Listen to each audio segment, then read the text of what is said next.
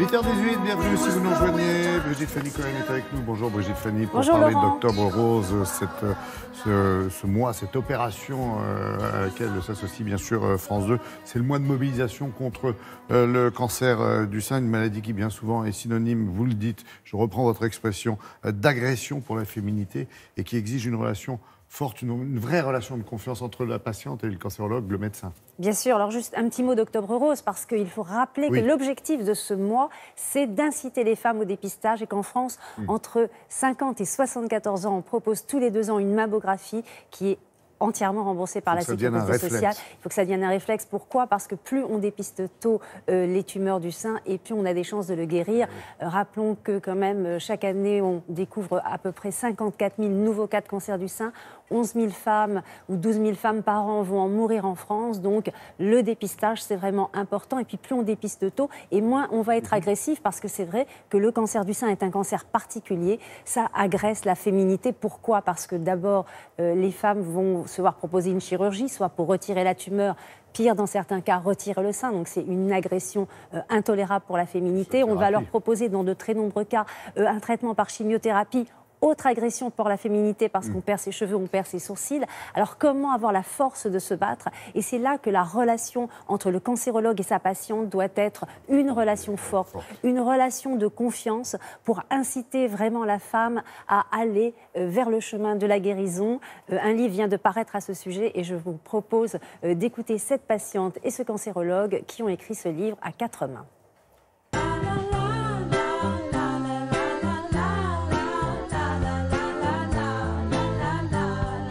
J'ai eu confiance dans mon cancérologue, j'ai été bien accompagnée, j'ai été en confiance, je me suis battue pas toute seule et en fait c'était mon support quoi, voilà. Où est-ce qu'on en est là maintenant sur les derniers bilans ? Écoutez, tout va bien, j'ai fait ma mammographie, mes bilans sanguins.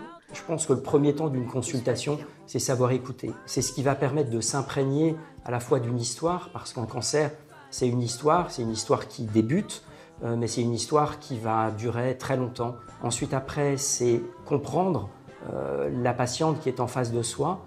Et ensuite, après, c'est lui donner un maximum d'explications. Le but, c'est pas de forcer quelqu'un à un traitement. Le but, c'est vraiment de l'amener et de s'amener tous les deux vers un projet thérapeutique.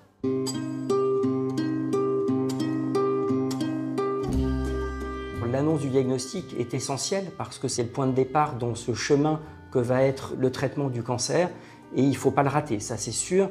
Il ne faut pas le rater parce que cette confiance va être nouée dans ce moment précis. Il faut donner courage, envie, il faut être moteur. Cette relation de confiance, elle m'a particulièrement aidée à un moment crucial qui était l'annonce de la chimiothérapie.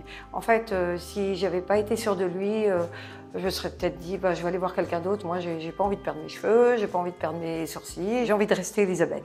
Parfois, la première relation entre le médecin et sa patiente peut être conflictuelle, mais ce n'est pas forcément une perte de confiance. J'ai souvent des patientes qui se mettent à pleurer ou qui se mettent à crier. C'est une violence vis-à-vis de cette maladie. Et en soi, c'est normal. Le cancérologue a pu me rassurer sur ma féminité parce qu'on a pu envisager ensemble une reconstruction immédiate et que je me suis réveillée avec un volume et c'était très important. Le sein est un organe très particulier. Il faut toujours expliquer qu'il y a toujours une possibilité de reconstruction mammaire, que la mastectomie n'est pas en soi un état de fait, donc donner toujours des perspectives d'avenir. Pour chaque femme, on va avoir un traitement et on va avoir une réponse. Octobre Rose, ça dure, comme son nom l'indique, tout le mois. Voilà, et je vous signale donc que France 2 est partenaire de Rose Magazine, qui est un magazine qui apporte une aide et un soutien indéfectible aux femmes qui ont un cancer et notamment un cancer du sein.